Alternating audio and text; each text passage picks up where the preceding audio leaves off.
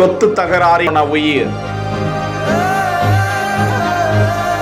நாமக்கல் மாவட்டம் ராசிபுரம் அடுத்த சிங்களாந்தபுரம் பகுதியை சேர்ந்தவர் 45 வயதுடைய கார்த்திகேயன்.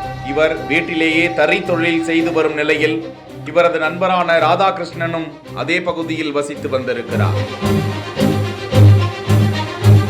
ராதாகிருஷ்ணனின் உறவினர் சுந்தர்ராஜனுக்கும் ராதாகிருஷ்ணனுக்கும் கடந்த 10 வருடங்களாகவே சொத்து தகராறு இருப்பதாகவும் அந்த பிரச்சனையில் கார்த்திகேயன் இடை நின்று தீர்த்து வைத்ததாகவும் கூறப்படும் நிலையில் மீண்டும் ராதாகிருஷ்ணன் சுந்தர்ராஜனுக்கு இடையே பிரச்சனை எழுந்த நிலையில் இவ்விவகாரத்தில் தலையிட்ட கார்த்திகேயனை சம்பவத்தன்று சுந்தர்ராஜன் கத்தியால் குத்தி கொன்றதாக தெரிகிறது.